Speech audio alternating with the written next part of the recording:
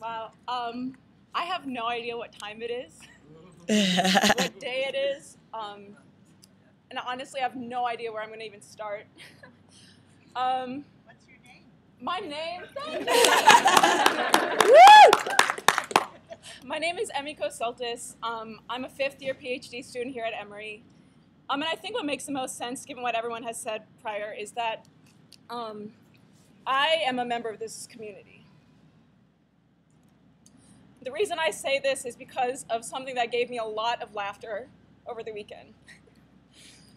And so as you know, the president's email that he sent to us on Tuesday, which was read to us very blandly on Wednesday, has tried to make this not an issue about students, workers on this campus, faculty, alumni, about this community, and between these two large, monstrous entities fighting at each other, right?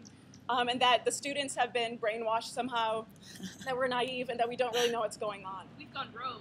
Yes. And so all this to say is that that position I've tried to articulate for a year and a half is one of disengagement, of avoiding the issue, evading the problem. And I knew that the position they were taking was definitely generating some alliances maybe that Emory wouldn't expect. And this became very apparent on Saturday when my friend Joe here sent me an email. And he said, "They've called you out." I was like, so I went online and I checked, and I went to an article called "Commies in the Cafeteria"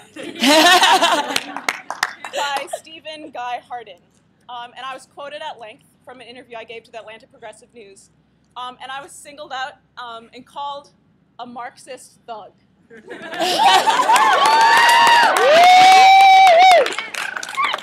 want to say that caused quite an uproar with my friends and my family. But I wanted to point out who's aligning themselves with a president's stance. People who are willing to call us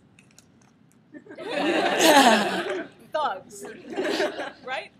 And so that was a source of humor. Trying to write my dissertation right now, not going so well. So I got a call on, like, after 12 hours, still on the same paragraph. Andrea calls me. She's like, "They're taking down your love signs, the justice signs. Come out here."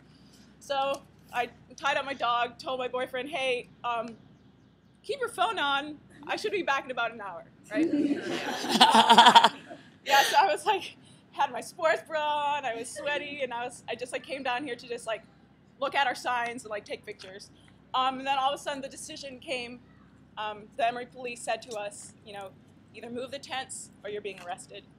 And I had to make the decision at that point. I want to backtrack a little bit and stress that I've been here 5 years. I'm looking out across here and I see former students.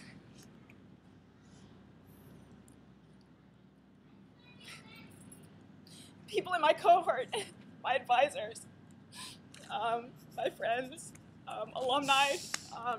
This is about us, right?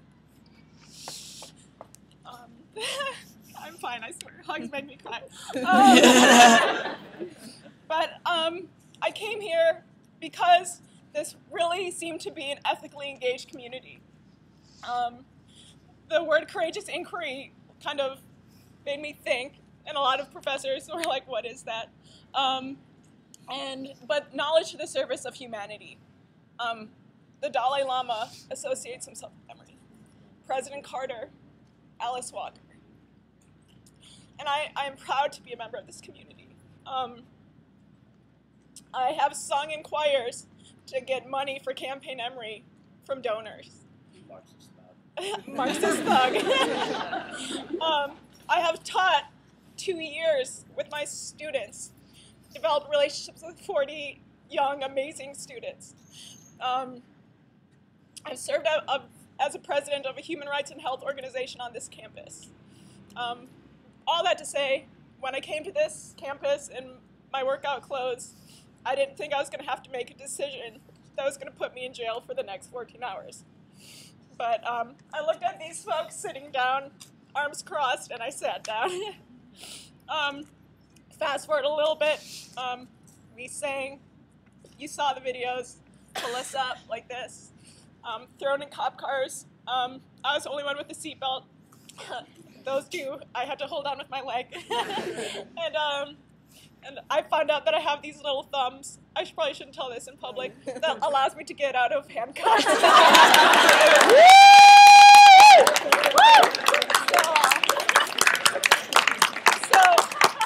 I waved to them when we sat down, and that was so fun.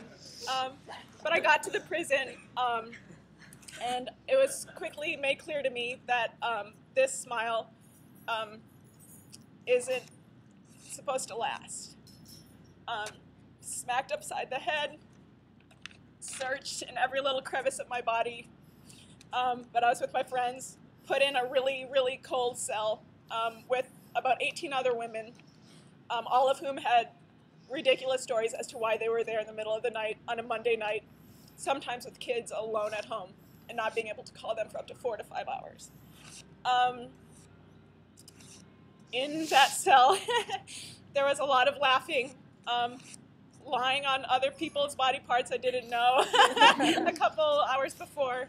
But everything was done to dehumanize you, suppress any hope and joy you have inside of you. But, you know, it was freezing, and most women were wearing tank tops, shorts, skirts. And there was a woman who had a very thin tank top. She took off her t-shirt and gave it to another woman and, like, rubbed her and kept her warm. And that beauty and that humanity really fired up something in me that's going to take a lot to take away. All that to say that Emory has a lot of explaining to do. I don't think it can really say anymore that this is an ethically engaged community while we are willing to throw into jail people who have had their fingerprints taken 5 times. Like I said, being cold, being yelled at, being smacked.